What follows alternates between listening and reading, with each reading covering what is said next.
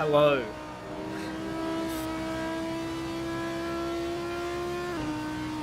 Now, I believe I have not had my microphone active for this entire time, but we will press on.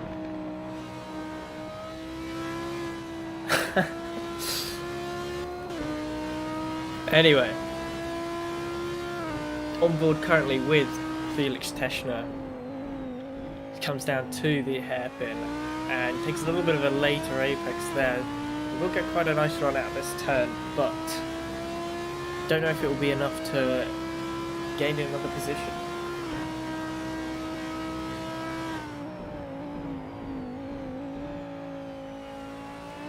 It's the apex nicely there. Doesn't use all of the exit curb, but it's not too much of an issue. Considering the next turn's a right-hander, and he misses the apex there. He almost goes off wide the track, breaking the 50-meter board.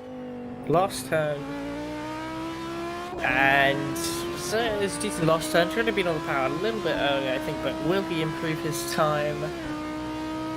No, he won't. Unfortunately, he stays in 12th position. Now, let's see if we can find someone else. There you go, Nicholas Funkhauser.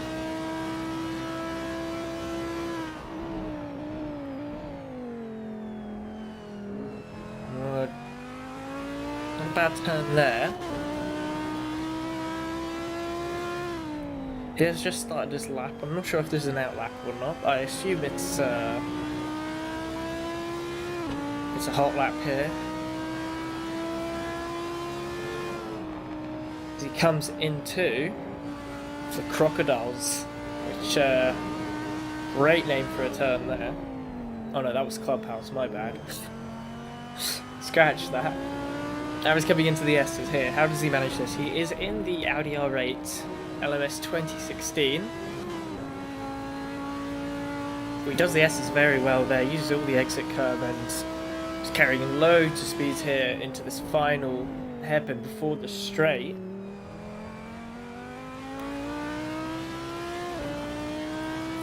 Now, coming down to Mineshaft Kink, it should just be a little bit of a lift here, but yeah, he manages to do it quite well.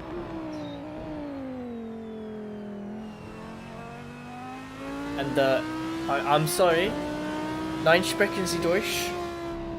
I'm sure that's wrong, but anyway, and great, we just followed pretty much a whole lap on Nicholas Funkhauser for him to go into the pits, so fantastic there. Now, Sebastian Kovacic, he's only 9 thousandths of a second behind 5th place here, who is Domi Hoffman, so see if he can do anything. There's a bit of a spin on the track in front, so that might distract him a little bit. But we'll see if he can improve his position by any amount. And he comes out the straight, and he does. That does bring him into 5th position, and Domi Hoffman will now have to get a better time to take back that place. Alright.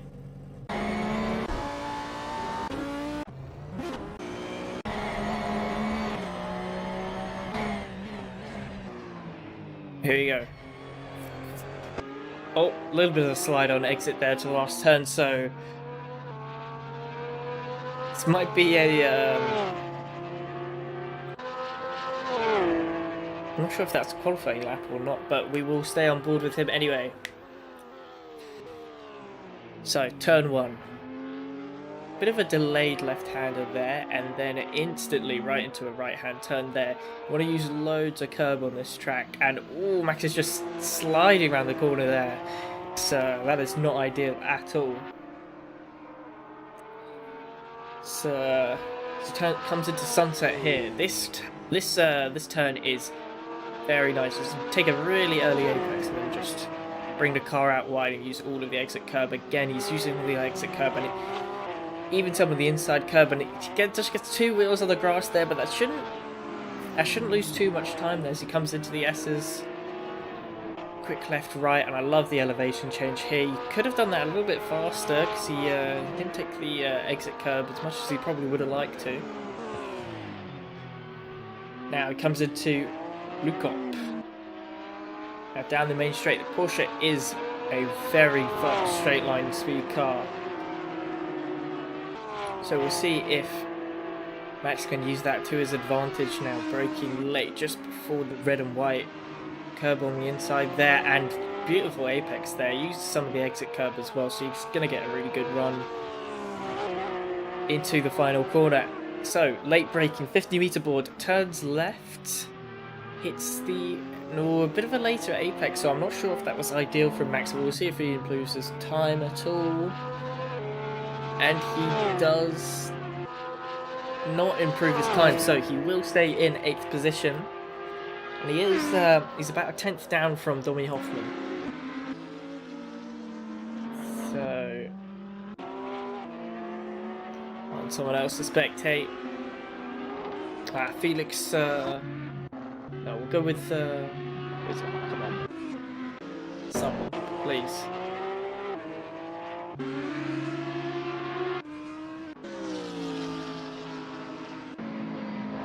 Here we go.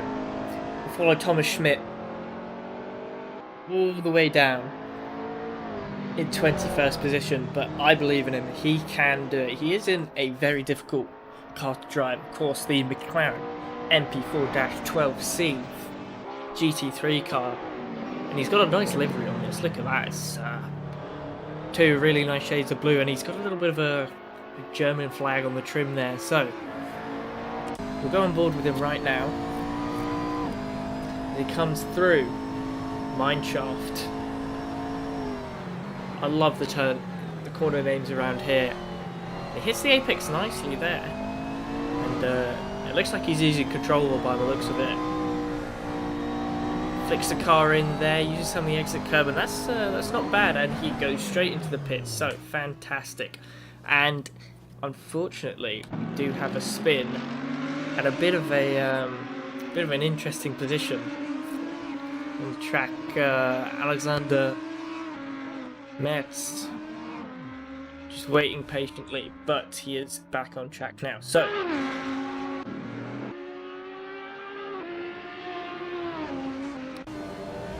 Eric Marks, a little bit slidey on the exit. It's the apex nicely there, but can he improve his time? Felix Ufer is just in front of him, and he does improve his time, but not enough to beat Felix Ufer. So now we are on board with Domi Hoffman towards the end of the lap.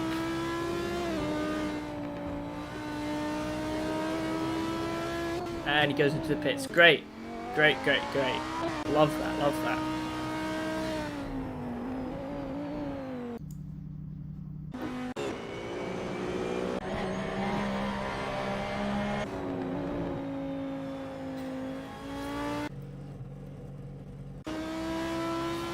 Alright, we'll follow this, we'll follow Lucas Fink, why not? As he comes into turn 10, Lukop seems to do that nicely, using up all the rev range of his car there.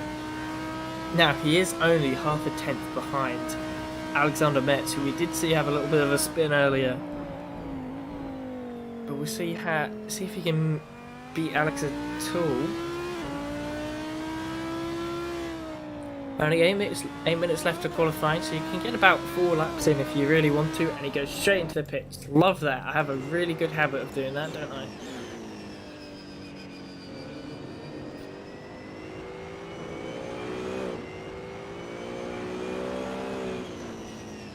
And Josef Klock just flicks it in a little bit too much then. He absolutely clobbers the curb and goes into the grass. So this will be a throwaway lap from him.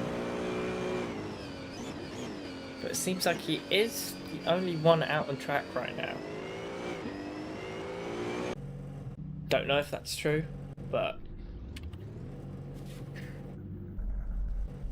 we'll have a look.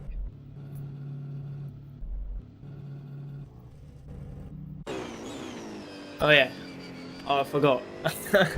It's the top 10 qualifying shootout. That makes a lot more sense now. He's got to be coming into the pits here. Okay, he's not coming into the pits here, but he does stop in place. So, so he's just gonna reverse. That is one way to get into the pits, but you know, don't worry about it. So, no, that's not what we want.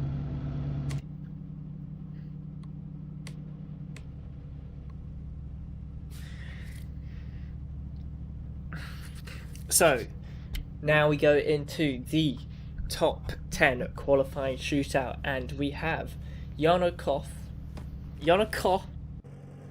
Domi Hoffmann, Julian Merz, Nicholas Fuchhauser, Nick Bolzer, Fabian Wilke, Maximilian Nartz, Alexander Merz, and Lucas Fink, all lining up to go out.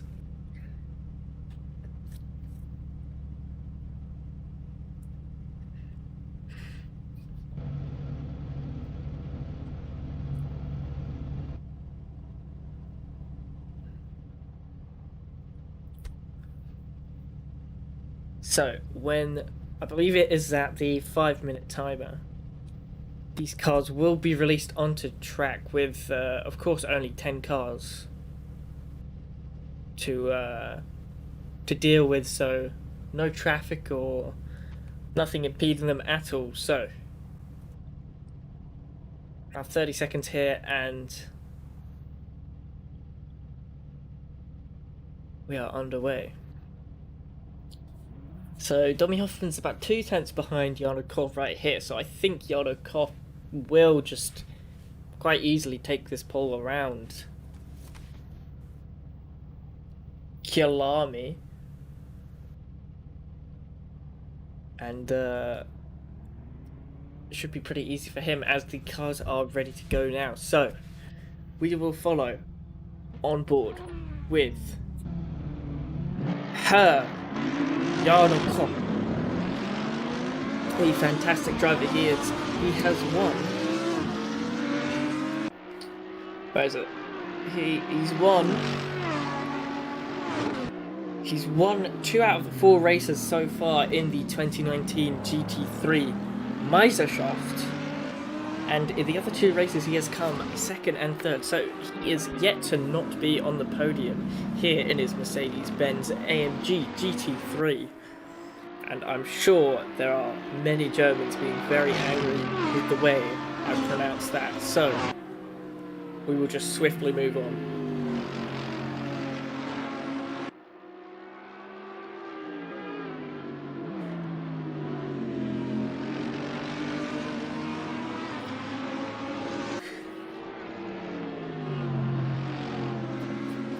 So drivers can go for 2 laps here, of course being 5 minutes, but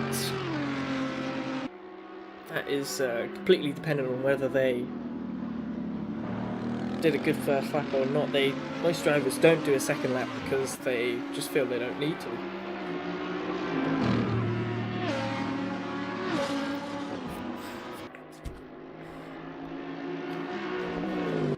Oh, gotta remember the buttons, there we go.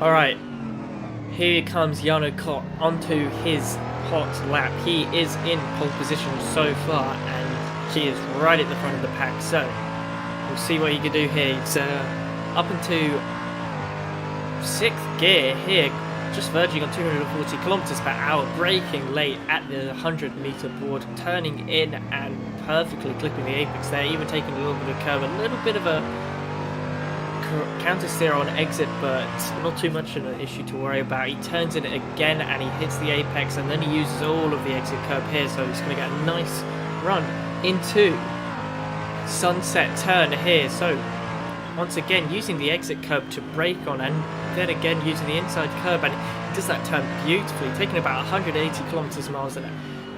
180 kilometers in, and once again he's hit an apex perfectly now. What can he do in the S's? So flicks it in left, nicely uses the curve there, and doesn't use any of the curve there just to keep the car settled. He doesn't want to unsettle that car and cause a spin, so braking at 50 meters into Lukop.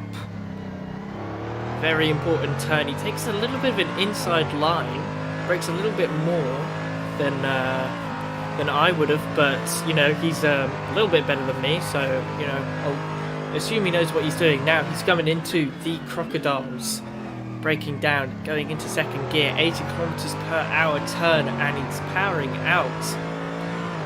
And once again, flicks the car in there, uses all of the exit curve, and even some of the grass there, and brakes down to 50 kilometers an hour.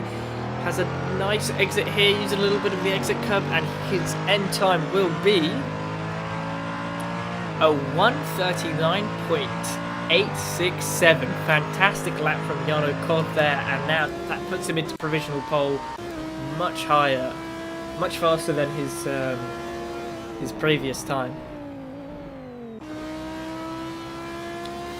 So the order has changed. So currently the standings are: Domi Hoffman is in second, and he is only about a 10th down from Yano Kod, so we will follow on board with him for this lap, assuming that he doesn't go in. So brakes in there, turns in early, uses the exit curve. Now Domi is in the Audi R8 LMS 2016, so fantastic car, and I think it's very good around this track. I didn't really have enough time to practice, but we'll see how he does as he comes into Sunset. A little bit of understeer there, but he does maintain some speed going into the turn, and a little bit of counter steer there, and perhaps those tyres are getting just a little bit too hot as he turns in. Once again, the back end really not being treated how he wanted it to be, and I think that was Bolzer there spinning in front, but didn't distract Domi at all as he hits the apex perfectly. But unfortunately the rear of the car will just slide away from him, so he will definitely not be beating Yano Kod's time. So we'll ignore that. So following on with Maximilian Nartz, very squirmy car here. The Porsche, it's really not easy to use, and he will just jump out of the way so he doesn't impede the car behind him's lap. And I think that will conclude qualifying. So our qualifying results are: Yano Kod is in pole position, Domi Hoffman is in second, alongside him on the front row, Julian Mertz as third, Alexander Mertz as fourth,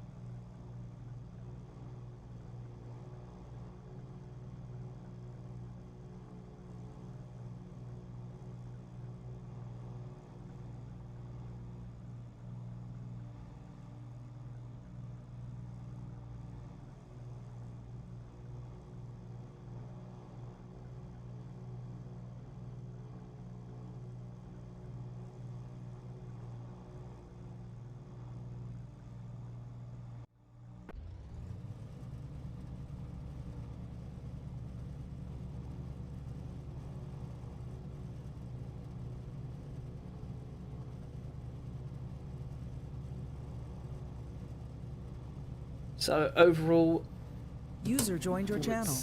Good qualifying Hello. performance there. Hello. Hello, Mr. Commentator. One thing, don't press drive because I'm at your back, so you will be reserved back to the pits automatically, okay? Okay. So don't press anything, and if then your car resets to the pits automatically, and then you can press drive, okay? But it's not a fault if I crash into you, okay? Okay. Und für die Zuschauer, die mich vielleicht gerade hören, ja, ich stehe hinter ihm hier auf der Strecke und deswegen habe ich ihm gerade mal darauf hingewiesen, dass er bitte nicht auf Fahren draufdrücken soll, bevor er hier mir eben im Weg steht. Ne? Aber ich bin darauf gewappnet. Ich will es ihm bloß nochmal sagen. Ich wünsche euch ein gutes Rennen. Es tut uns leid, dass es ein englischer Kommentator ist. In dem Fall jetzt leider hier kurz vor knapp. Mein Gott, sei es drum. Hauptsache, wir haben einen Livestream für euch. Wenn ihr mal Deutsch einen Kommentar haben möchte, der kann da zu Markal und P1 wieder rübergehen. Ne? Die streamen natürlich wie immer gewohnt auf Deutsch. Und ansonsten, wohl, English stream, I think that isn't bad, right? Ja. Not bad, not bad. Good, fine. Then I wish you a good race and to all, für alle Zuschauer, ich will jetzt kein Englisch hier reden, natürlich auch viel Spaß und gute Unterhaltung. Bye. User left your channel. Okay, so I think decent qualifying from everyone here. I have absolutely no idea who's going to win this race. It's definitely not going to be Jarno Koch at all, in the slightest.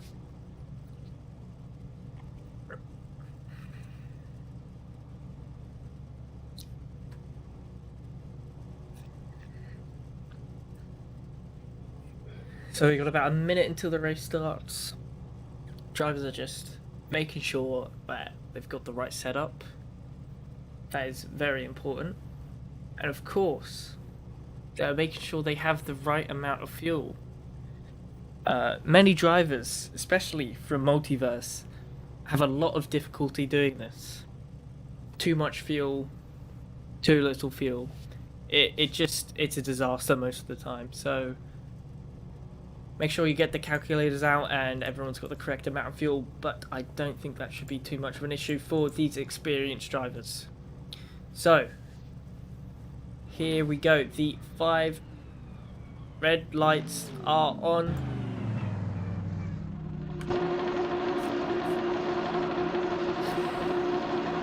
And they're off. Jarno Koch gets a decent start. But now I have to switch, but you know, sure, why not? Oh my god. Now Jarno Koch is down into 3rd position here, looks like. It's a bit of a bad start from him, but he does have the inside line here into the left-hander, so he will maintain that position, it looks like. And bit of a spin there from one of the Multiverse cars, but there we go. Here we go, so Domi Hoffman right behind Jarno Koch, and it looks like he's going to maintain that position there. Domi Hoffman only about 4 tenths behind him, so he will get quite a nice tow on this straight, and it looks like he's trying to follow him into the S's here. He's waiting for a mistake from Jarno Koch, most likely.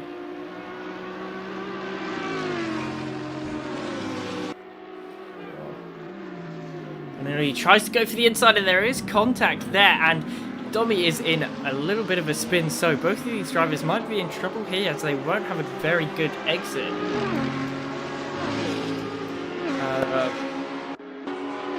So we're going to follow on with Julian Matt, who is in 3rd position, just watching the battle ahead, as Jarno Koch does remain on top, and real penalty is on for some reason, and I cannot turn that off, so I don't know.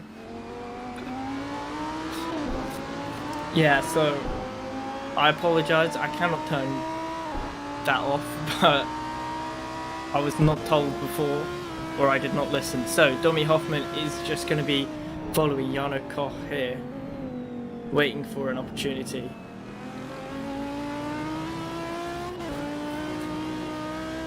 As we have completed the first lap, there is lots of changes down the grid, and it looks like Gabriel Schiffer has had a little bit of a spin. It looks like he was running in 13th position, and it's not gone too well for him now.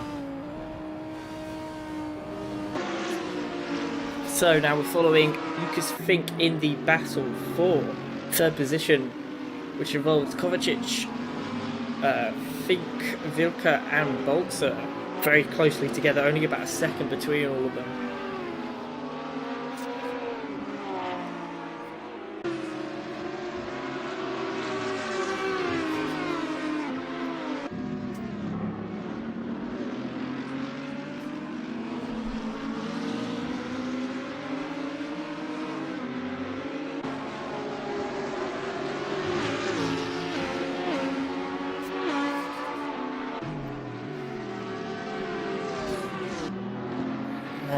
No one's close enough to make a move currently, but it looks like Sebula is losing out onto some positions here.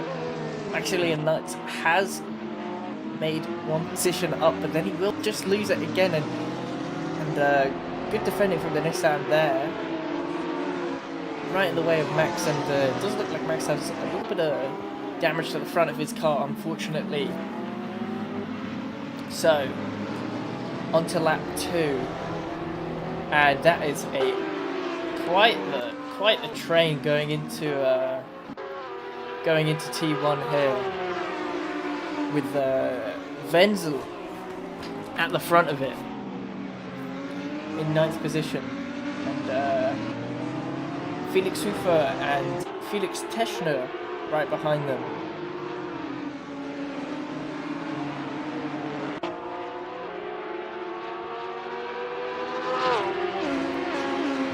As this train goes into sunset. Fantastic turn here. Felix Hufer does seem to have done it a little bit better than Mirko Wenzel. And he might even oh, that's unfortunate. He does lose the car, but he doesn't get any damage as he doesn't collide into the barrier, which is good for him. So now Felix Teschner is in the car, chasing Mirko Wenzel.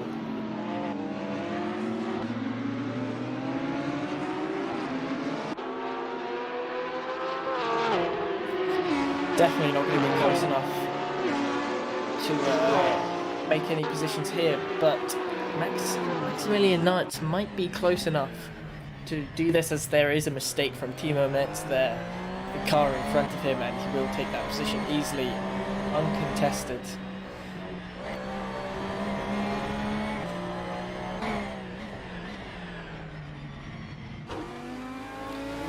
Now on board with Timo Harting.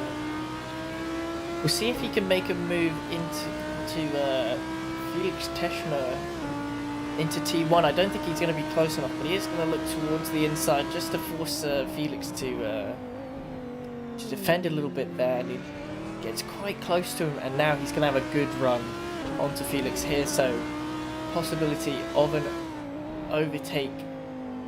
Unfortunately not going to be towards the S's, but maybe at the end of the Luke Watts straight, he might have a chance if he does this turn well enough. A little bit of understeer there.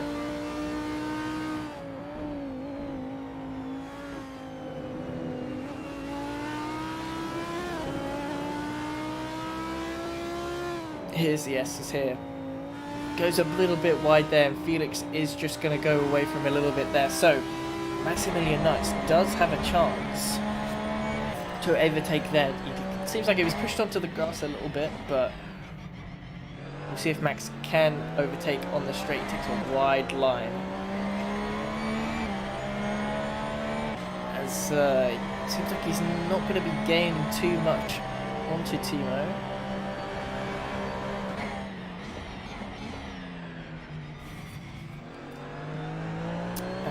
I am going to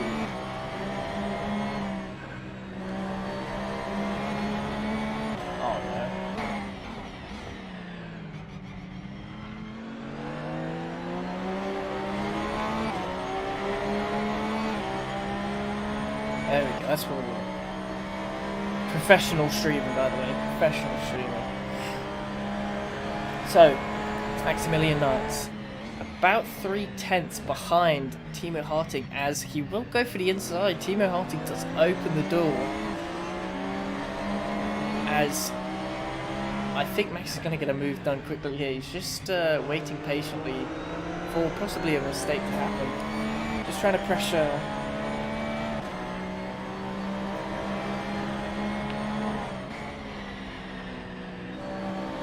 Pressure him into one, but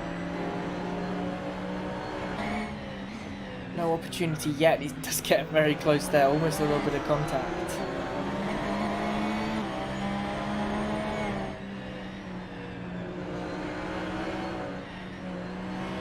Timo Harting using all of the inside curve, and it seems to be working out for him.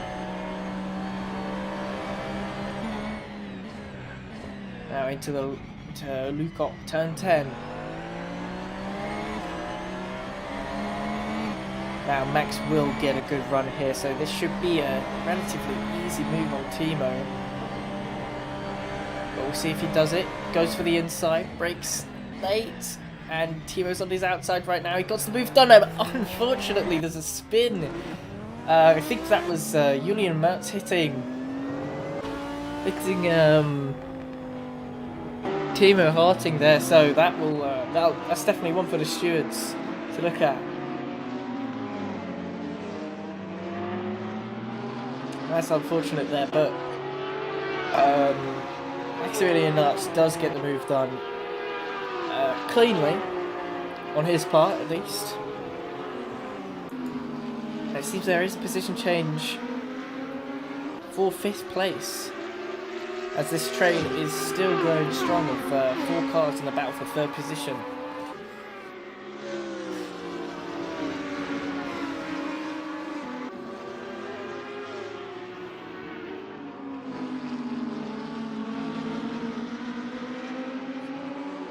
A bit of a mistake from Vilka there, going a little bit too wide. Possibly just some dirty air there.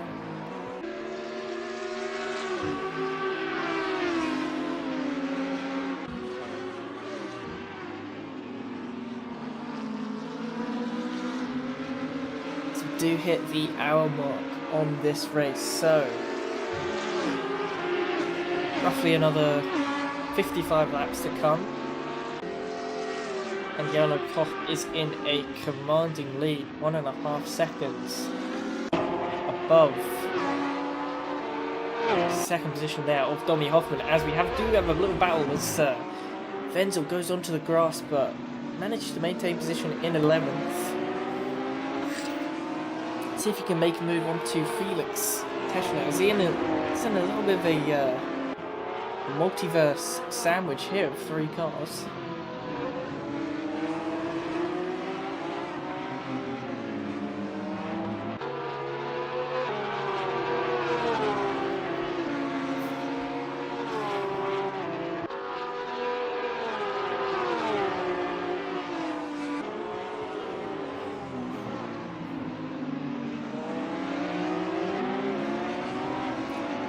Now Wenzel's very close on Felix Teschner's tail here, so we'll see if we can do anything. So not going to be able to make a move before sunset, but Felix goes on the inside to defend. Nothing's going to come of it for Mirko Wenzel.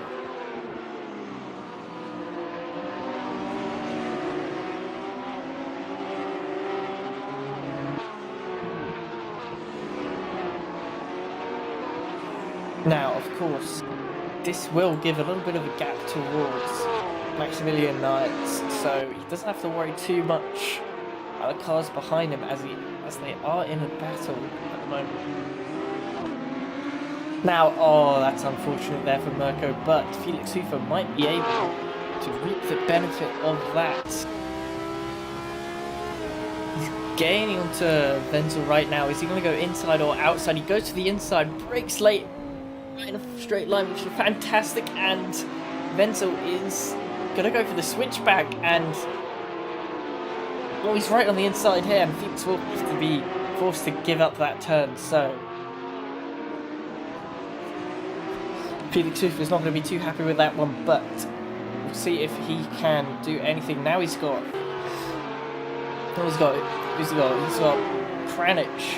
Kranich on his tail. going into turn 1, it looks like Kranich is going for the inside, which will... Oh, he still went for the move, and that is unfortunate. That is definitely one for the students there, and Felix Hufer just collides into another car. That is not what we want to see. That is a bit disgraceful there. Kranich, I think he went for the move, but he didn't commit for it too much. So that's very unfortunate. Now Felix Hufer's got a little bit of trouble. He goes into sunset. He's got a damaged car, so I don't think he's going to be able to defend from these cars for very much longer. We'll see what happens.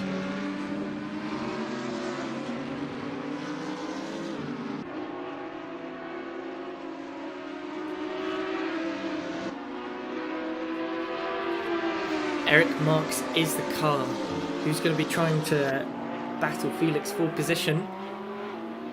As Felix is defending nicely there, but another bit of contact for all three drivers there. Eric Marks is just goes for the inside, but then who is this?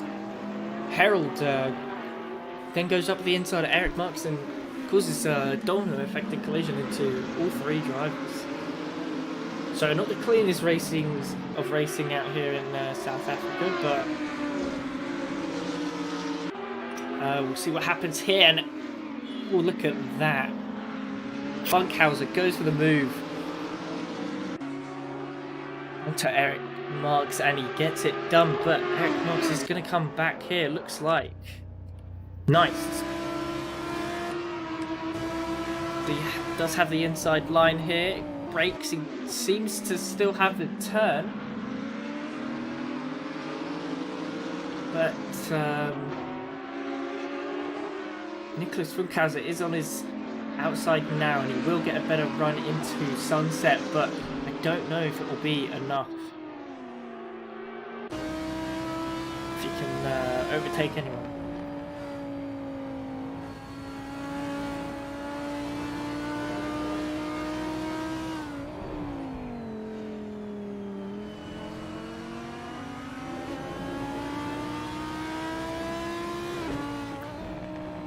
So once again, this is the battle for 15th position after that, after the collision between Felix Hufer and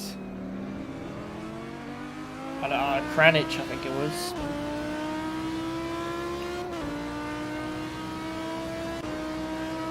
We'll see if Eric Marks can make a move onto Felix here. Felix stays on the inside and defends, which means Eric Marks is going to get a better run out of here. So, where is Eric Marks going to go now? He's just going to follow Felix into the penultimate turn here, but is he going to go for a move on the inside? No, he doesn't. He's not quite close enough, he thinks, but he does get a much better exit than Felix there, so he should be able to easily take this position into turn 1, especially with the toe.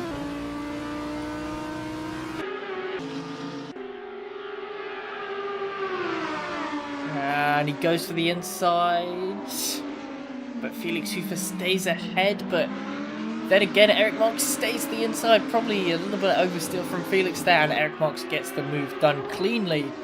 And unfortunately that means Felix Hufer is going to be in a battle position for 16th with Nicholas Funkhauser as they go around turn sunset in that beautiful G2 livery. That is fantastic. But there we go. Nicholas Funkhauser does take the position from Felix with that damaged car, so I think Felix is not going to be too happy with that one, as it wasn't really his fault. But now, Viet Kranich. Oh, that's a little bit close there to Timo Marks, but he might be able to get a move done into the Crocodiles. Once again, great name for a turn, and Timo Marks just gets a little bit of a wiggle on the entry there, but seems to keep it under control.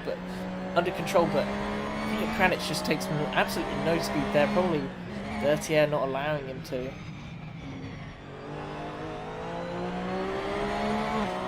He's about 5/10 behind here, but I really don't think he's going to be able to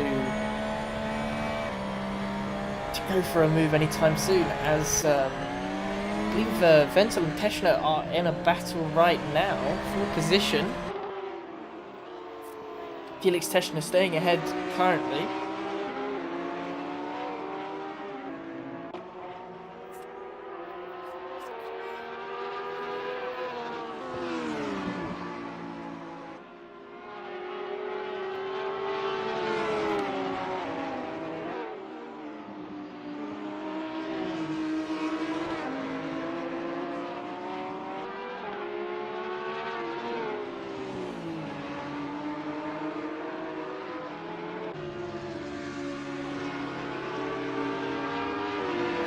So Marco Wenzel waiting for a mistake on Teschner's part here, but I think you have to be probably 4/10 behind the driver in front if you want to try and go for an overtaking manoeuvre into the crocodiles, which is at the end of this straight here.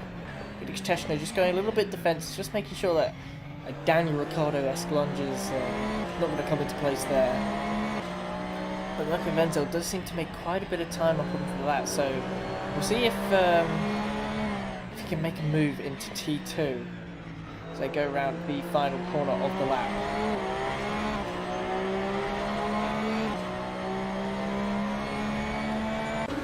And another position change here, down in 16th position. That's another bit of contact there between Hoofer and Harting. So Hoofer has taken the position so far, but we'll see if he can hold it into T1, as Harting does have a little look towards the inside, but doesn't think the move's worth going for.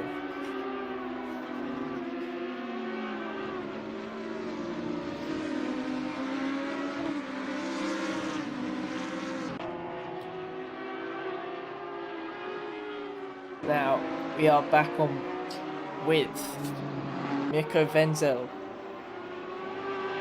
So they go into Clubhouse.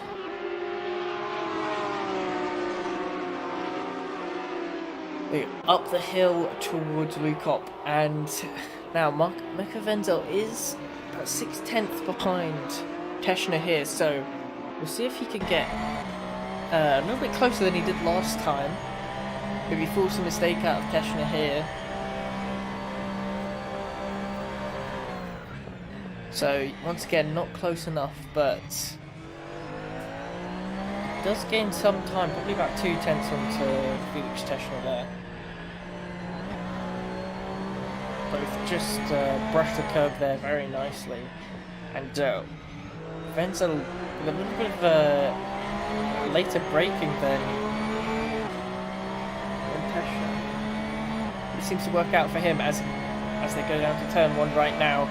He's not going to be close enough to make a move, but meanwhile, Teschner goes very defensive there, but Wenzel can't really do anything about it. But meanwhile, in 5th position, Sebastian Kovacic and Fabian Wilke are in a battle for position. Kovacic goes down the inside, and he seems to have made the move stick. I'm not entirely sure where the other car is, and no, he didn't make the move stick. This is the battle for 4th position, of course. These 4 cars and the 2 cars behind are just going to be loving this. Going to be loving this fighting as they are going to get a little bit closer every single time they're going to go for this battle. Bit of an optimistic move from Lucas Fink, but he definitely makes it work. That is a fantastic move, and maybe a little bit of team play coming into play from Fabian Wilke there. Obviously, those 2 drivers being for the same team, but Sebastian Kovacic is going to see what he can do around the outside, and he's going to go for a nice exit here, but I don't think he's going to be close enough to go for a move into the penultimate corner. He might be able to get a move down into T1. We'll see if he gets close enough.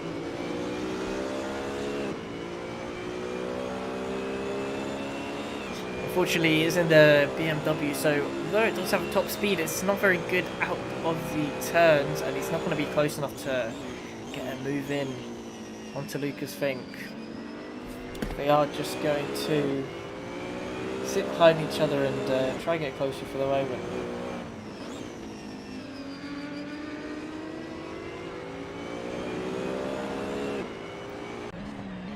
Now we are back on board with Mirko Venza as he tries to go down to the inside of Teschner into T3, I believe that was. And it seems his tyres are getting a little bit hot. He doesn't have as much grip as he would like to.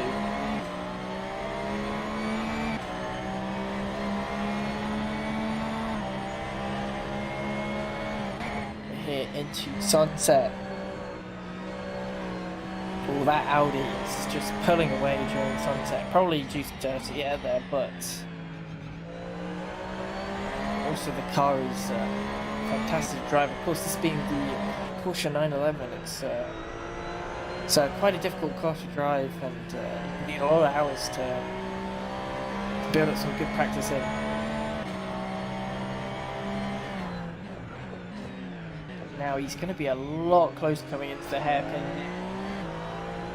We'll see if he can do anything. Teschner, a bit of a weird exit there, but I don't know if he should be able to hold position here if he goes defensive on the inside line, but he doesn't have to. Looks by the looks of it. Looks like Venzel's going to be stuck behind him for just a little bit longer as they go into the penultimate turn. As Wenzel does go for the inside, and I do not know how they don't touch there, but Teschner has the inside line going into the final corner, and Wenzel tries to make a move around the outside work, but he doesn't seem to, but he has a great load of speed coming onto the pit straight there as Wenzel does make the move stick, but he has to go inside onto the defensive line, and he will make the move stick there. Fantastic driving from the both of them there. I'm not sure how there wasn't any contact there, but Wenzel finally, after all these laps, does get the move done.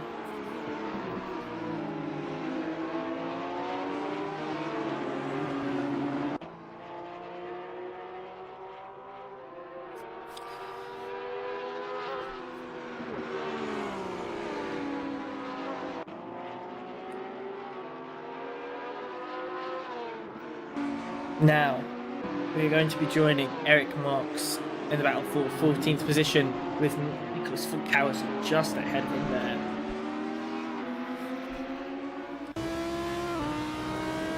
Now they're going into the S's here. They're both in the Audi R8s. They should be pretty even here, but looks like Eric Marks did perform that turn just slightly better than Nicholas Funkhausen as they go into the hairpin here. We'll see if Eric Marks can get a good enough exit to warrant a move onto Nicholas Funkhausen.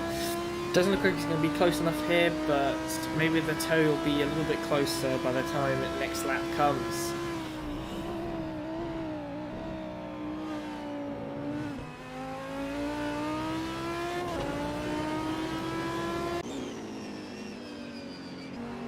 Now, Sebastian Kovacic is in a battle with Lucas Fink right now for 5th position.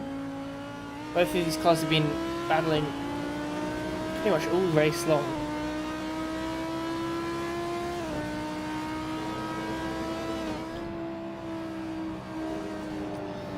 There you go, battle for some German manufacturer here. BMW versus Audi. As they definitely say in Germany. Into the S's. I think this is where the Audi's very strong around this track here.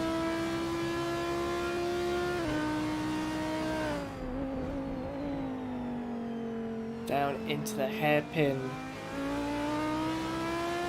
It's not going to be anywhere near enough to make a move.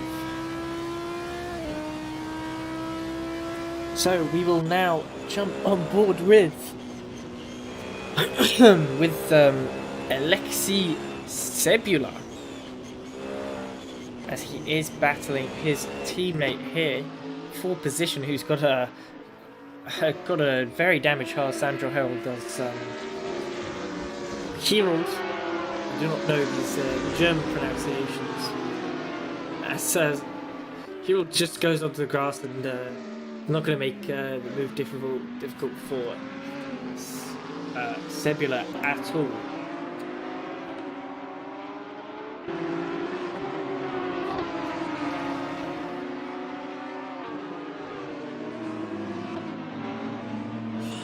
Whoa, a big slide there for Eric Marks. He's not going to be happy with that one. It's going to be probably a second and 1.3 seconds down by the time of the end of the straight there. So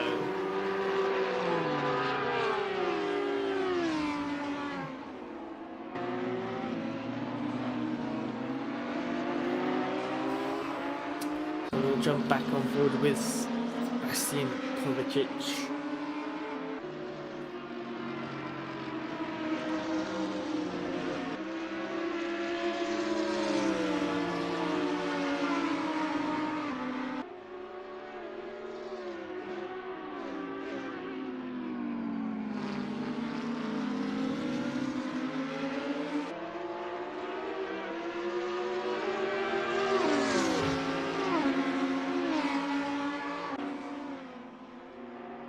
Now, Sebastian Kovacic, he is very close to Fabian Wilke, and he's going to get quite a good run into the next turn. He's got the inside line, and both cars cleanly go through the penultimate turn, but who's going to brake later into the final turn?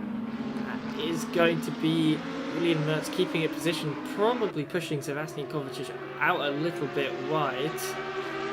We'll see if any positions change at the end of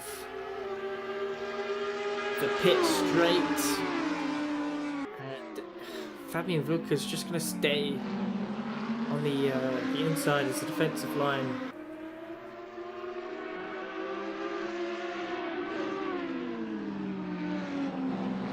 As it has bunched up these 4 cars quite a lot here. Is Sebastian Kovacic going to go for a move around the outside here?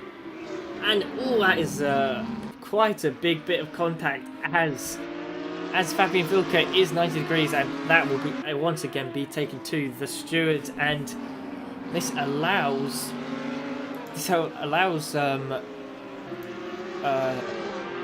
who is it?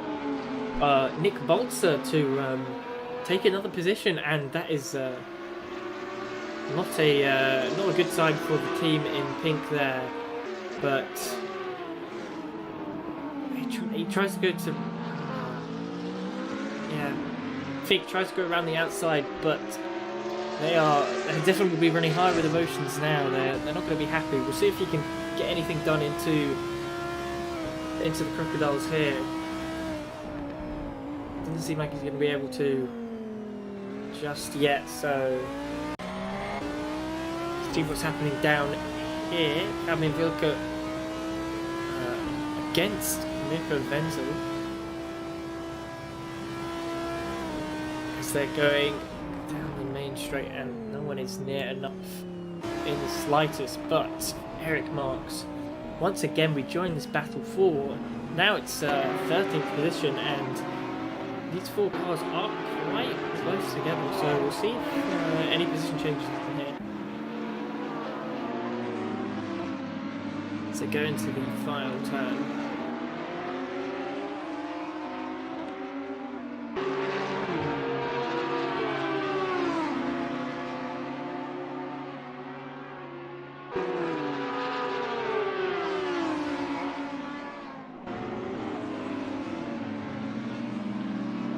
Defensive line taken there from Fuchhauser, but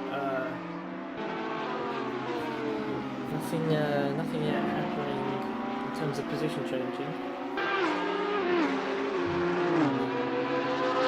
Does move round to the outside. We'll see if he can do anything. He stays around the outside. There is a car on his inside here, of course, and we'll see if Eric Marks can go for a move down the inside here, but no, he won't. He will just bide his time.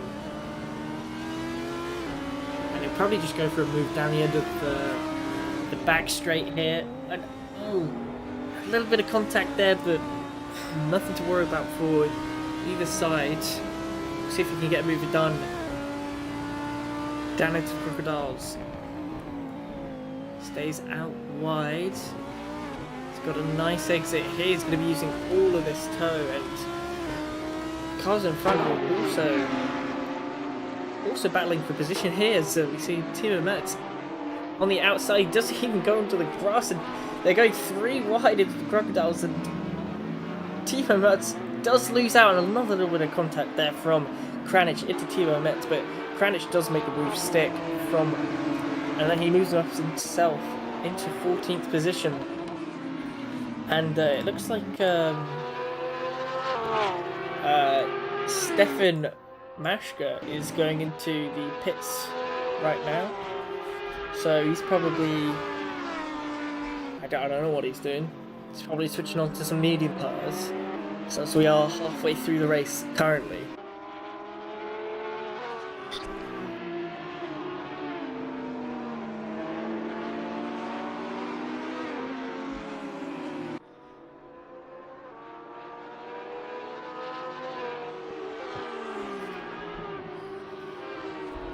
Now it seems like Timo Metz has got a bit of damage here, and he's losing tons and tons and tons of positions, so possibly that contact earlier heavily affecting him.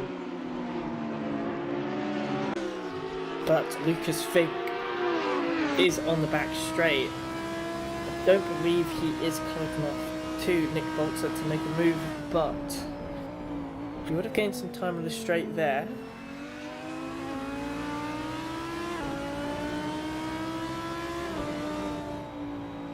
Oh, a nice apex there from Lucas Fink. Nick Bolzer just missing the apex there, so he will...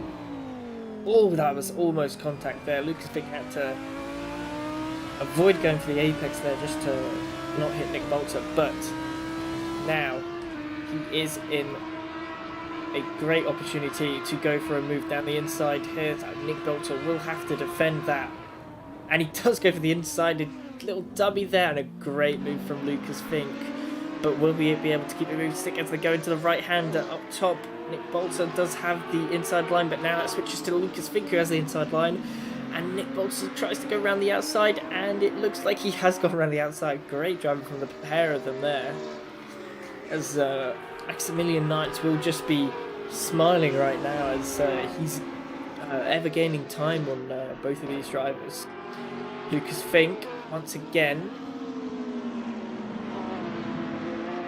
Oh, Timo Harty got a 10-second penalty for speeding in the pit lane, which is unfortunate.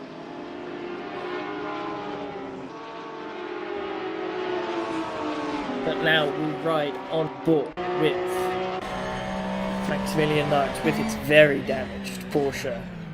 See if he can do anything going into back straight.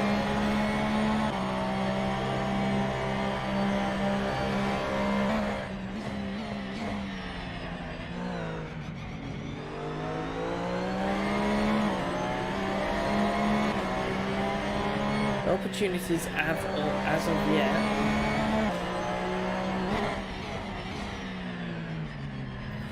Oh, very nice from Maximilian Knights there, but unfortunately we won't get so much of a good exit there.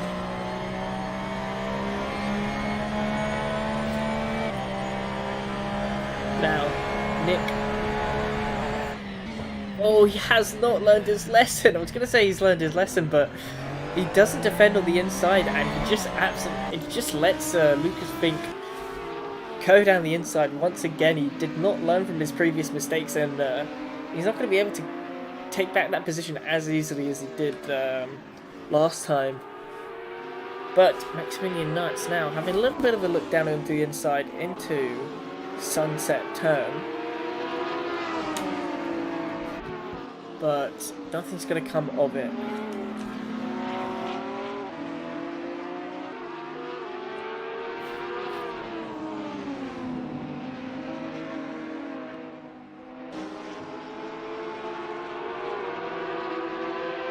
Now Maximilian Knights is very close. It looks like he was going to go for the inside there, and he does go for the inside down the back straight, which means Lucas Fink will just run away with this battle so far, but it is a straight drag race right now, currently between the Porsche and the Audi, but Maximilian Knights does have the better line and goes down on the inside to defend his position, and Nick Bolter tries to go around the outside, but he's nowhere near to getting the position done. And a great move from Maximilian Knights there. He's just got Lucas Fink to worry about in front of him now.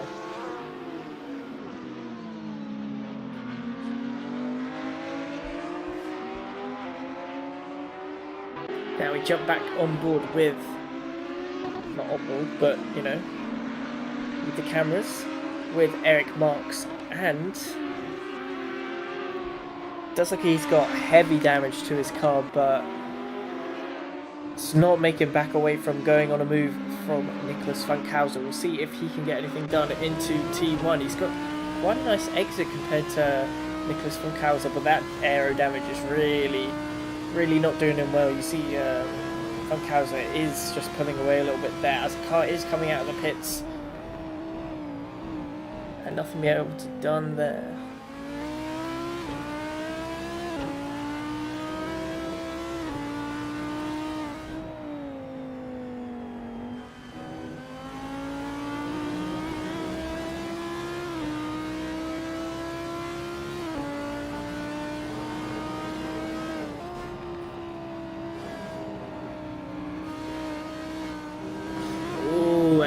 Going just a little bit wide there. He's just puts a wheel on the grass there, but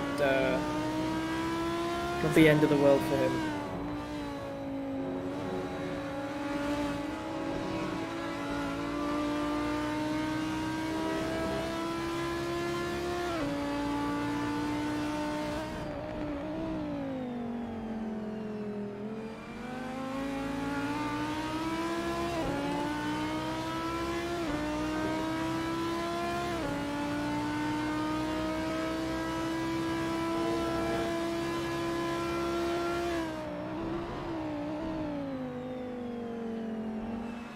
Pretty static so far against the race, but we can see that Domi Hoffman has gained a little bit on Jarno Koch here, as Jarno Koch does go on the grass a little bit there. Perhaps his tyres are starting to wear out. Let's see if Domi Hoffman, so he's 7/10 now, and we'll see if he gets any closer to this, to the man in first position, which is Jarno Koch, of course. That's his usual position. He is just an absolute machine when it comes to driving at all. These races are just far too easy for him.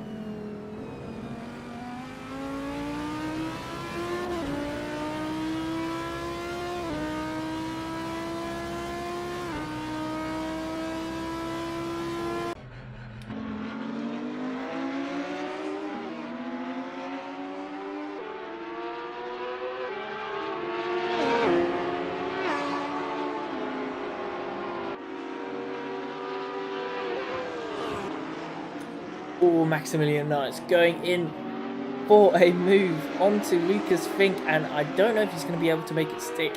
He does have the inside line, not quite for the next turn, I was going to say, but it was a valiant attempt there from the Austrian driver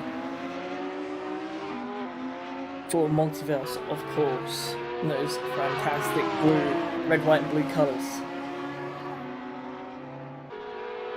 Now, has a little look towards the inside, but nothing too serious. And he does go down for the inside as Lucas Fink opens the door, and Max is gonna. Yes, that was a fantastic move from Max there. Really opportunistic, and didn't think I would see that move coming so soon, but Max made it stick. So he has gained those two positions he was after for ages and ages and ages, and he's made it stick. Now, battle for 10th position with Teshno in that position, of course.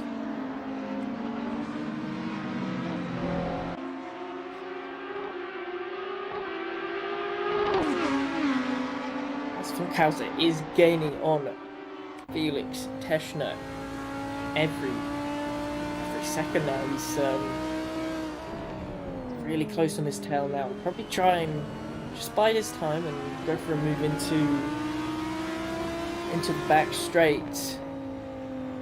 It's just get a little bit too close to the S's for his life, and he just back out a little bit, but he's got trouble from the car behind him now, as the car behind him is going to try and go for the outside of this back straight, and they go almost 3 wide into that turn.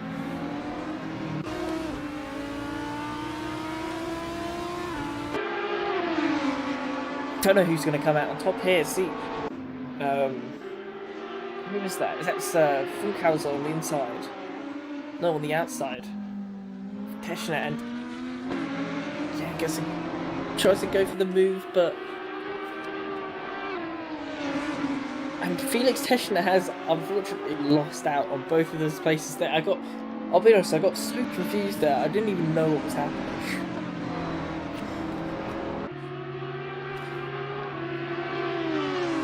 So Eric Marks is now. See if he's going to go in for a move forward in turn 1, but unfortunately no, he's not going to try for it. Funkhauser does go for the inside line.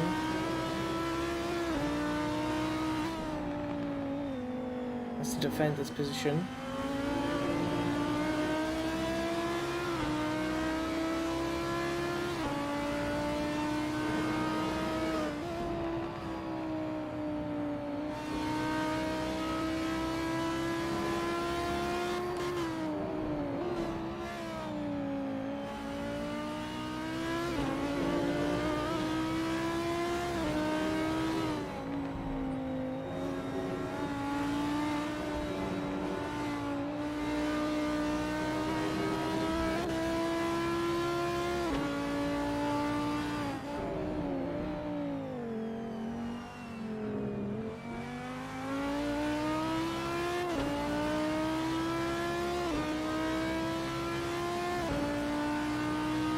Unfortunately, he has missed out on a lot of time there, so we'll be switching cameras to Lucas Fink, currently in the battle for 5th position with Max Knights.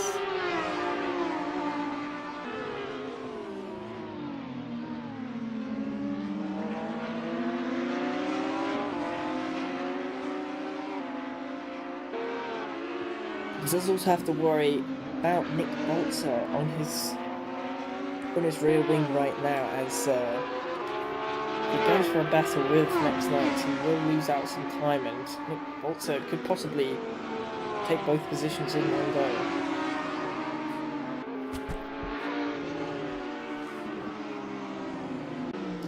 Now, Domi Hoffman has gained quite a bit of time on Tigano Koch, and he's only 4/10 down on him as they move on to the start-finish straight.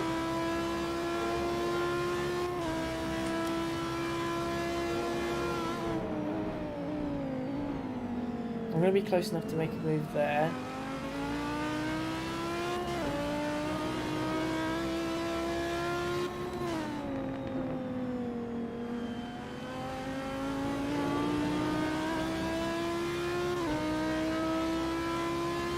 Drivers definitely don't have to work together to build up a lead anymore, as they are 25 seconds ahead of the next car behind, and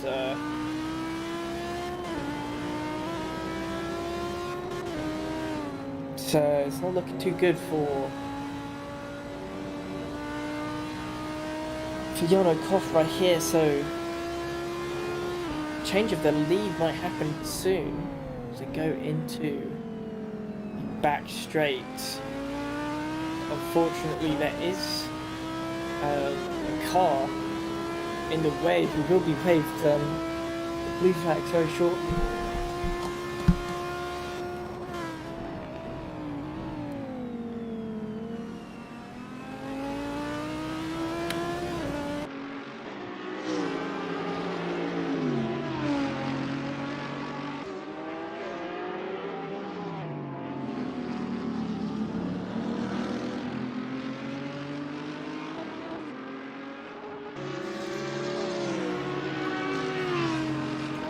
both cars getting a tow. Currently, the back marker does move out of the way to make sure not to interfere in any of the racing.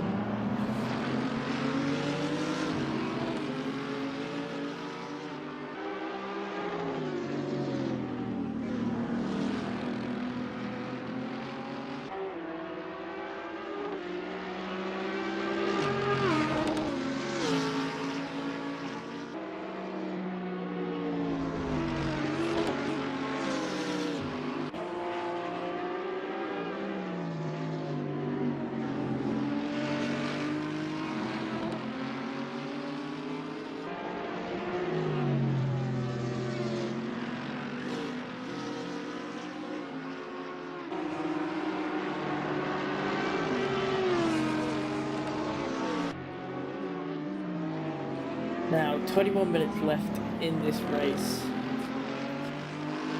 Hoffman has dropped back a bit, but Lucas Fink has gained quite a bit of time onto Nick Balzer, so possibly some defending going on there, which led Max Knights to run away with 5th place here, which would be some good points that he'll be happy to take. Plus with that contact he took early on in the race.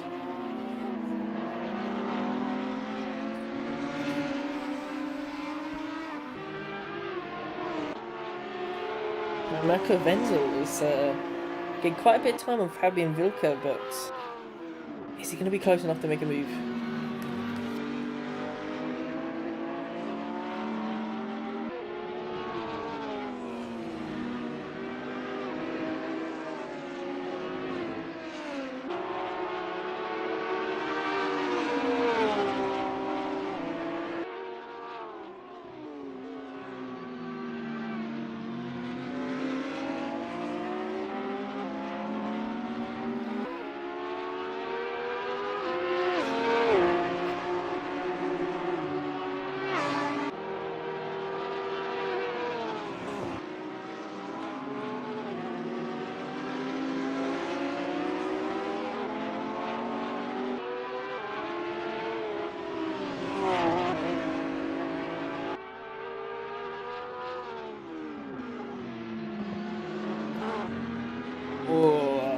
Unfortunately, that is a mistake from Mirko Wenzel, so he's going to be very far behind Fabian Wilke there, and not going to be able to make a move anytime soon. He's going to have to really fight to get that back. So we are now back on board with Lucas Fink, who's about half a second down on Nick Balzer. But, oh yeah, unfortunately just clobbers the curve there. He's going to lose probably a couple tenths then. Not going to be able to go for a move this lap. He'll probably have to gain some time back next lap.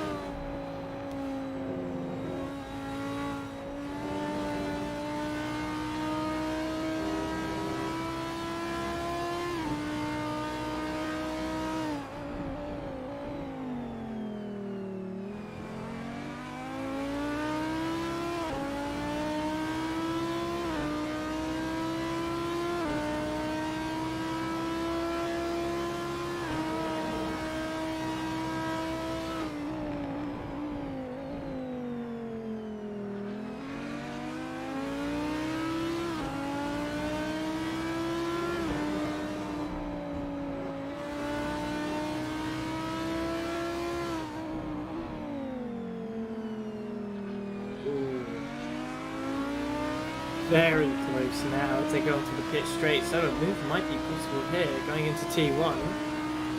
Would be good to see. Only 2 tenths. Which way is he going to go? Also does defend on the inside, as Lucas Fink is going to try and go for a move around the outside. He goes for the switchback instead. Loose rear car just gets a little bit loose. And is he going to try and go for a move on the inside here? No, he's not. He's lost all that time again on the main straight, but that should not be too much of an issue, as we'll be able to get it back on the back straight. But a move for the lead here might possible as they go down the pit straight.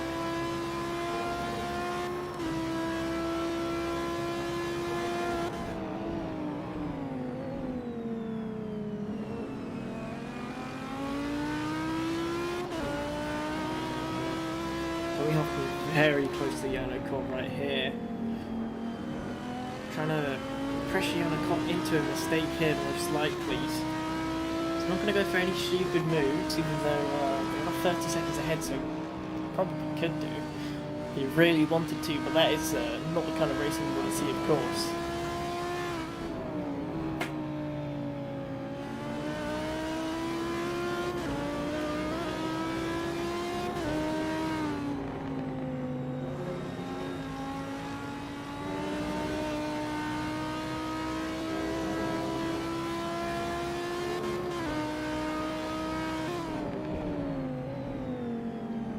So these cars go onto the back straight. We'll see if the toe is going to be big enough for Donny to make a move. I don't think it's going to be big enough at all, but he should be able to get at least a little bit closer than he currently is.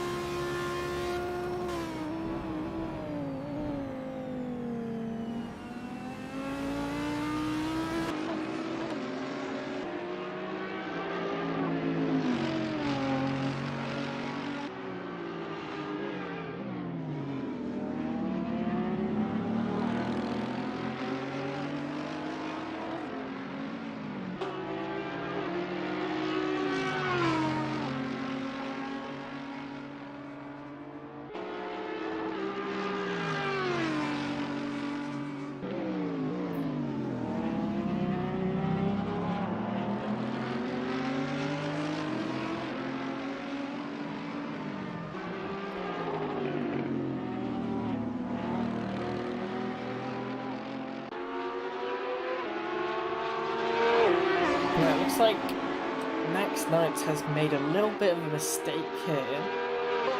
And he has lost some time to Nick Bolter. So this battle for 5th position is very close indeed. He is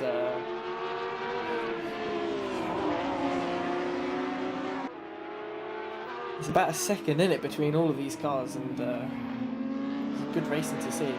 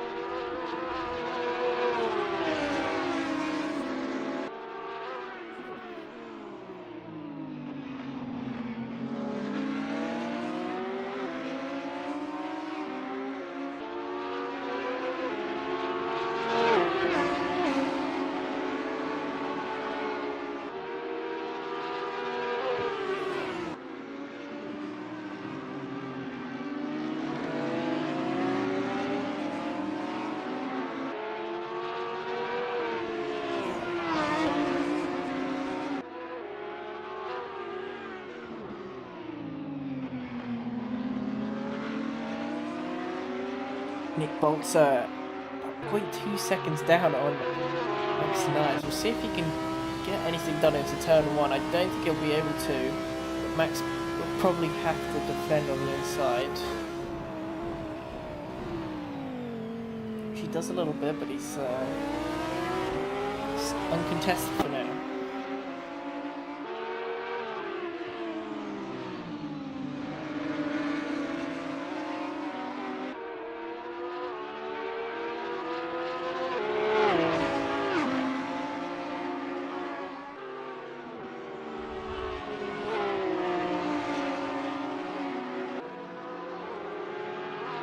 Balzer going for a move on the outside now, and oh, that is a fantastic move there. I didn't think there was going to be a move possible there, but it seems like Max Knights has really not done that one very well.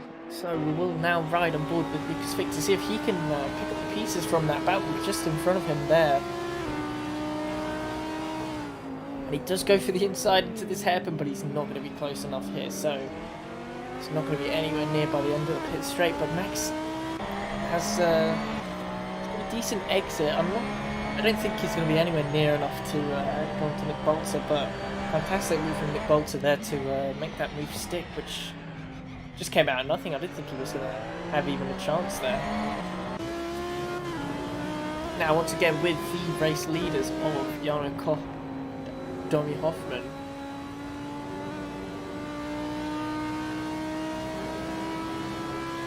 As they do make their way past a back marker, which is one of the Mets team members, I would say.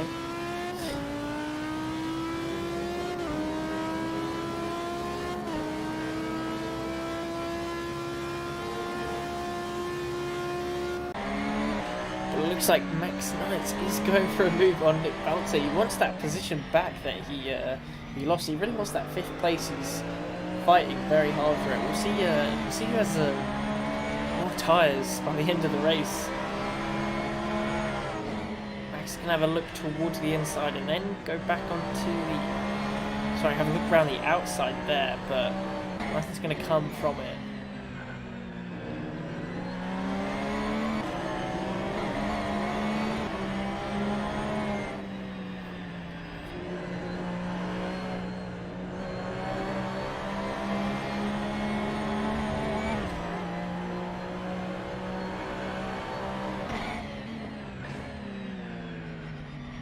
Has to defend his position there from Lucas Fink, which is a bit unfortunate, but he's dropping a bit back from his teammates. We'll see if Lucas Fink can do anything here. Max Knights just defend on the inside a little bit, so Fink will have quite a good exit, but I don't think he's going to be able to make anything of it until he's onto the pit straight. We'll see if he gets a good enough exit here. I do think he's got a better exit than Max, but we'll see if he can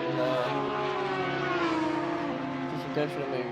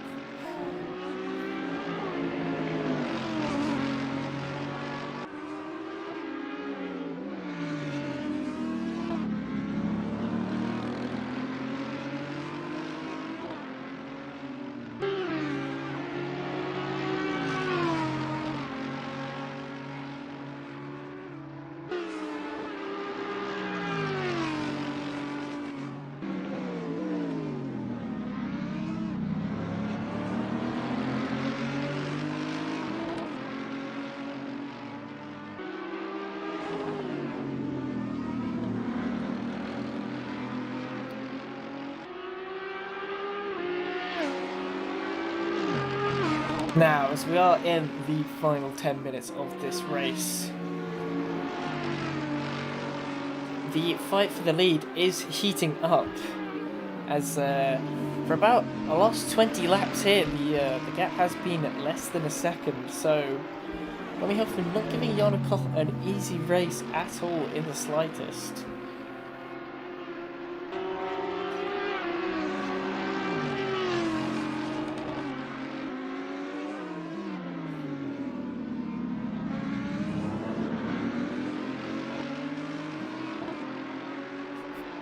Right on board with him now, as he is quite close on the back straight here. He's gonna be impeded by the that multiverse cars and goes down for a move on the inside of the crocodiles, and there is a bit of contact there. I'm not sure if the multiverse car was involved, but I hope not. And Dobby Hoffman does have the inside line. Oh, he has the outside line here for, and pushes on Yonoko onto the outside the circuit, but Yonoko is going to stay on the inside line and make that move stick. And I believe that's Felix Hofer as the back marker there, and Tommy Hoffman is going to try and go around the outside into turn 1 here for the race lead. Is he going to be able to get anything done? Those cars are very close together. Yeah, a tiny little bit of contact there from Yanokov's part, and unfortunately Tommy Hoffman's not going to be able to make that move stick, which is started from the third last corner of the circuit. He does once again go for the inside into Sunset, but he's not going to commit to it. He's just going to have a little look down there.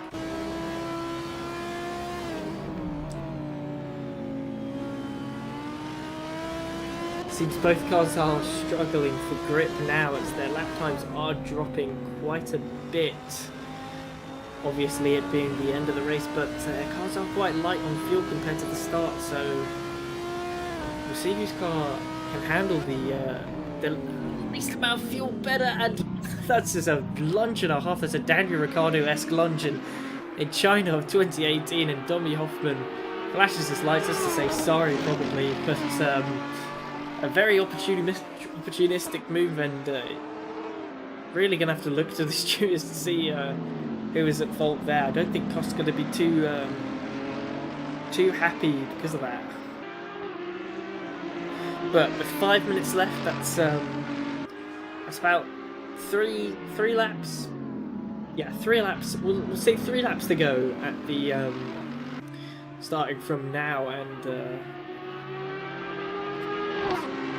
Cott is now finally a second behind. This is the first time in about 25 laps where the leaders have been more than a second apart. It's just been close racing by the two of them for the entire time.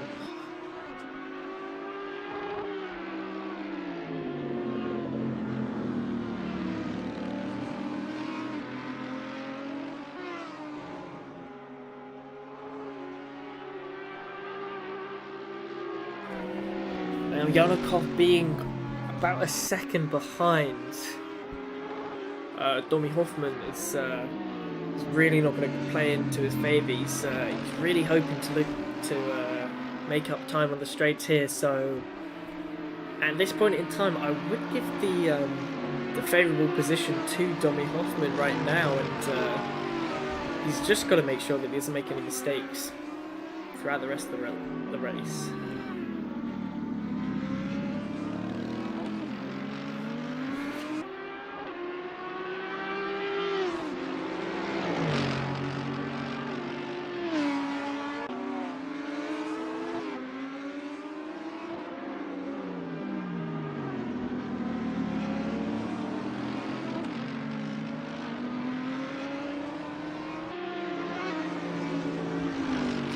Yeah, Hoffman just ever increasing that gap. He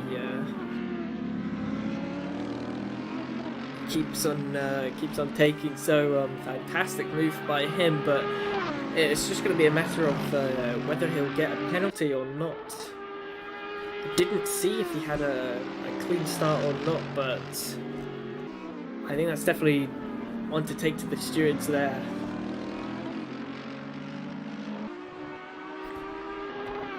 Now, going to go on board with Nicholas Funkhauser, who is currently in a battle for 8th position now against Fabian Wilke.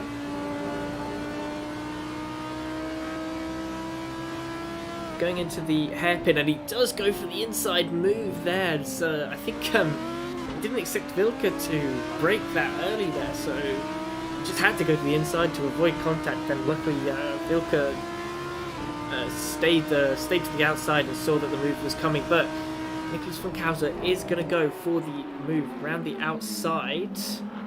Yep, he's trying to stick around the outside. He didn't try going down the inside. And he does decrease the gap ever so slightly, but he will have a great run out of this turn to see if he can do anything. and try and get that position. He's so right.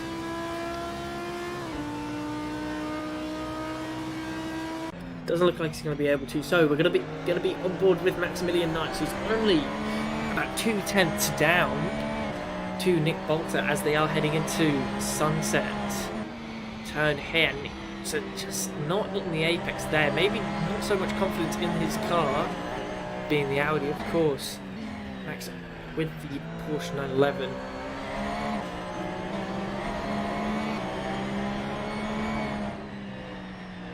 Goes into the S's here. He takes a lot more curb than Nick Bolter, but it seems that aero damage he sustained earlier on in the race is really not doing him any favours here. Now they go into, oh, that's almost a bit of contact there. Good evasive driving from Maximilian Knights there, just trying to keep the car straight, moving the wheel left and right. And we go on to the,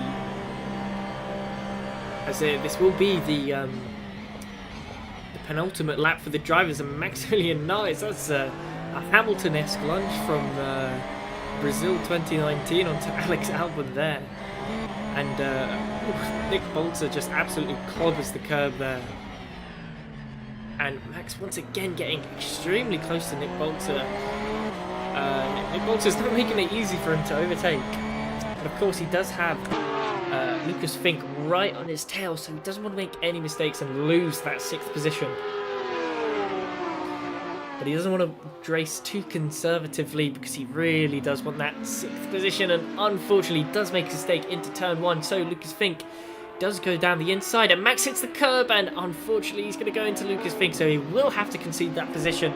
Otherwise he will get a race penalty given to him by the stewards, and now he's going to come back fighting around Sunset to see if he can make a move stick. He goes around the outside, keeps his car on the inside, and he has to keep Lucas Fink on the inside, but now he's going to get a better run into the next turn, but it's not going to be enough to give him an opportunity to overtake, which is unfortunate. So Max fighting for 5th just a couple of laps ago, and unfortunately he couldn't make it. He couldn't make it into the 5th position, and he's dropped all the way down into 7th. At the end of the day, I don't think you can be too unhappy with that performance, as we will follow on board with Domi Hoffman for the final lap of the race. He's in a comfortable lead right now of 1.6.5 seconds, and as long as he doesn't make any mistakes here, that top spot of the podium is his, but only provisionally, as of course he did have that little bit of contact with Jarno Koch earlier, so that will have to be taken to the stewards to see if anything will come from it. So into Leo Cup, the hairpin at the end of the circuit for the final time, as they go down the back straight, down past the mine shaft kick that he's currently going into, and braking late into the crocodiles, which we've seen so many great overtakes here today. And now this right-hand turn's called Cheetah, obviously, because it's very fast, as they go into the final turn of Ingui, as Domi Hoffman takes the checkered flag and wins the race on track. Of course, that is Jarno Koch coming second, with Julian Mertz lagging behind, about 40 seconds behind. 40 seconds behind the other 2 members of the podium, as Timo Harten gets another 10-second penalty. Unfortunately, it's not been the greatest of days for him. Now, final lap, of course, Maximilian Knights does want that 6th position back that he missed out on, but I don't think he's going to be able to get it. He is a little bit too far back to warrant a move onto Lucas Fink here into the crocodiles. But he's going to look for the gap anyway, and he goes for it. He goes down the inside, absolutely sends it, but unfortunately can't make it stick. Or can he? Yeah, he has got the inside line. Lucas Fink didn't get such a great exit, as a little bit of contact there, and unfortunately I don't know. I don't know if that was a back marker spinning, but Max at the final turn gets the 6th position. It's going to be a drag race to the line, which I do believe he wins, and he's just flashing his lights in celebration. Fantastic driving from Knights and Fink on the last lap, and we'll have to see who gets a penalty to see who wins the race. The race for 5th position there, as Vilka and Funkauser across the line in 8th and 9th position respectively, with Eric Marks just behind them, and fantastic racing, good battle from all of them. Wenzel crosses the line in 11th, as Felix Teschner seems to have some problems with his car. Not entirely sure what's happening, but yeah. Okay, it seems the race is over, I guess. Oh yeah, these are the lap cars, so the race finished all over for them, and here we see 2 multiverse drivers just driving side by side in an act of friendship, I think you can say. And as the cars enter into the pits, I do believe we will probably be getting an interview soon from someone.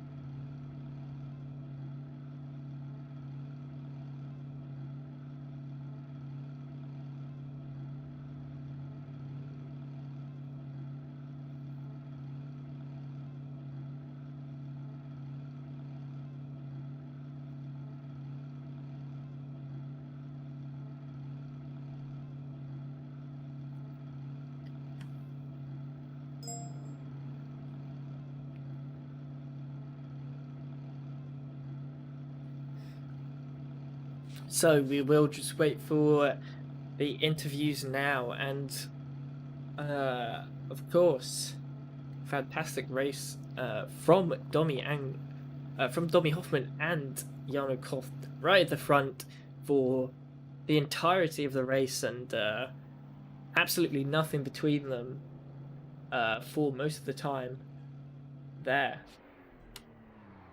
And yeah, it's great racing from both of them. And of course, that fantastic last lap battle we had from Maximilian Knights and Lucas Fink was fantastic to watch as well.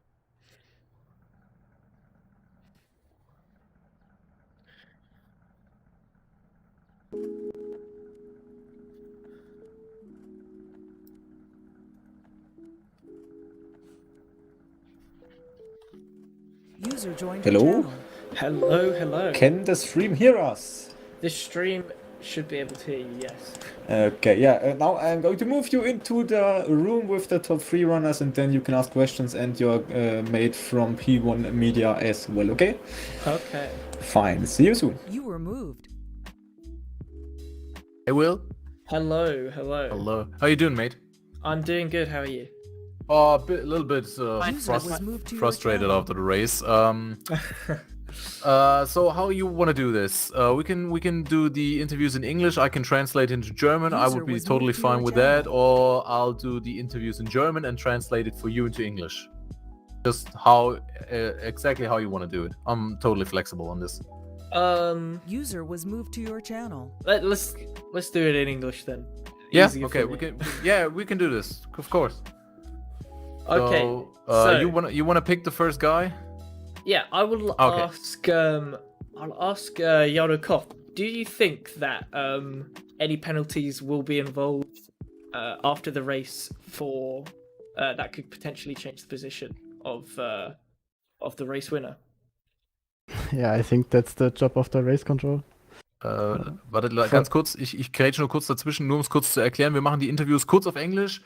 Ich übersetze dann im Nachgang alles für euch auf Deutsch, nur damit Will auch eben alles mitbekommt, was passiert. So, vielen Dank. Jetzt, Jano, sorry. Yeah, I think that's the job for the race control.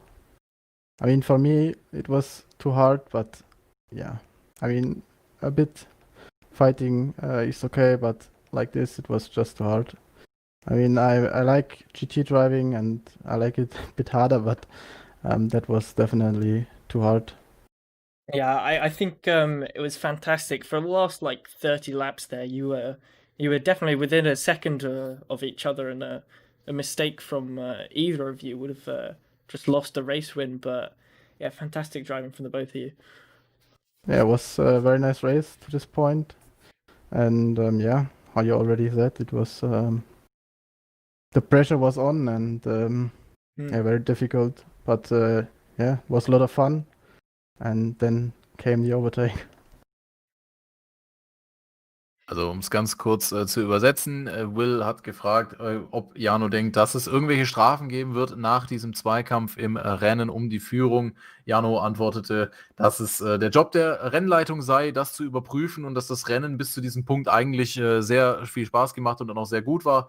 Nur dass dann halt dieses Überholmanöver kam und das, wie gesagt, der Job für die Rennleitung ist. So Will, you want to continue? Yes, I will ask one more question to Domi. And what do you think of your car choice? Do you think that you have chosen the right car, or would you be preferring to switch car mid-season to the Mercedes if it was allowed, of course? No, definitely. I think the R8 is the best car overall. So it works on every track well. So yeah, I think it's fine. I definitely agree with that. I've tried the Mercedes and it's just too difficult for me. But you know, Jano is you know, just a slightly better driver than me, so you know, he can control it. Also auch hier kurz die Übersetzung. Will fragte gerade Domi, ob er mit der Entscheidung des Audi zufrieden ist oder ob er das Auto wechseln würde auf den AMG, wenn es denn erlaubt wäre. Domi aber mit einer klaren Antwort und auch einem Statement, dass der Audi overall, also im Gesamten, das beste Fahrzeug sei. Er funktioniere überall und er ist sehr zufrieden mit dieser Auswahl. Will bestätigt das Ganze und sagt auch, dass der AMG das etwas schwieriger zu handhabende Fahrzeug ist und dass Jano dann halt doch ein ganz wenig der bessere Fahrer ist und deswegen das Auto gut kontrollieren kann. Ich muss tatsächlich sagen, mir ist eins vor allen Dingen aufgefallen, die Beschleunigung beim Porsche ist deutlich besser als beim Audi, aber dafür liegt der Audi in den Kurven besser, also es gibt hier Vor- und Nachteile. So overall, I agree with the statement, but the acceleration of the Porsche is like hell. That's the number one in acceleration, I have to say. But coming to turns and curves, the Audi is slightly better and slightly ahead. So overall, I totally agree that the Audi works everywhere. Okay, fair enough. So you have a question for Julian, Will? I'll ask Julian. I didn't really the stream didn't really watch you much during the race. I don't think you had much action, but how was the race from your side? Do you think it went well, or do you think you could have been a little bit closer to the top two drivers? Yeah, first of all, I'm really sad because my teammate, my race was, as you said, a bit boring, but at the beginning, I took my teammate out last place, and I'm really sad about this. And at that time, I also lost the fun of the race because it took every race my Alex out, and I don't know why. This time I was the problem, and yeah, but we had to collect some points for the team championship. That was very important because of my last race, because of race 2 and 3, and yeah, but after quali I was really happy with P3 and P4 for the team, and that race could be really nice, and then it happened. I don't know, I had a good start. I want to overtake Jano. I pulled to the right, and also my teammate Alex had a good start and pulled to the left because of Domi a bit slower, and then we hit us in the middle, and he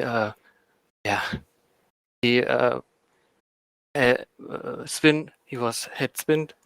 Ja, und he had a good pace. I think for the podium, he was my my biggest opponent. Yeah, I'm really sad, but I'm a bit happy to be on the podium. Yeah, Okay. unfortunately, these things do happen between teammates, but there's still some rounds left in the GT3 championship, so you can make some points back. I mean, I don't know if you know, but he has also a handicap, and with the Lambo, it's very difficult to, with one foot on gas and brakes, that the Lambo can steer. Also, it's really big understeer when you have to drive with one foot, and yeah, that's all to come together, and it's really sad. But I can't change it. If I could, I would change to I'm P20 or whatever, and he could stay at the podium and P3, but I can't. Yeah. So, also auch da kurz Übersetzung, damit alles klar ist für die Zuschauer im Stream. Die Frage von Will, das Rennen war für Julian eigentlich relativ langweilig. Er wurde auch kaum gezeigt, weil er auf P3 alleine rumgefahren ist. Dann kam Julian und sagte, ja, stimmt schon, aber mich hat vor allen Dingen traurig gestimmt, dass ich meinen Teamkollegen Alexander dann am Rennstart direkt in die Mauer gedrückt habe und dadurch das Rennen für ihn im Prinzip beendet war. Dadurch hat auch Julian selbst den Spaß am Rennen verloren, weil halt einfach diese Situation ihn bedrückt hat und natürlich ist es auch sehr, sehr schwierig ist, plus das Handicap für Alexander und der Lambo dann noch zusätzlich, der es nicht gerade einfach macht durch viel Untersteuern im Fahrzeug und ja, das war natürlich sehr, sehr ärgerlich. Will, when it comes to teammates colliding, we can ask a lot of people, just like Charles Leclerc and Sebastian Vettel, maybe?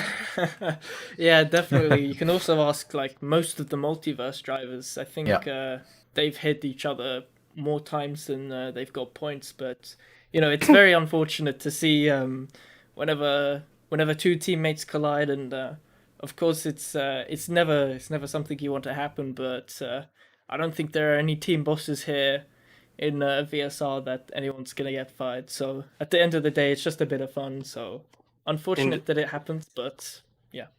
In the real world, I was fired, but at the end, congratulations to Jano and Domi.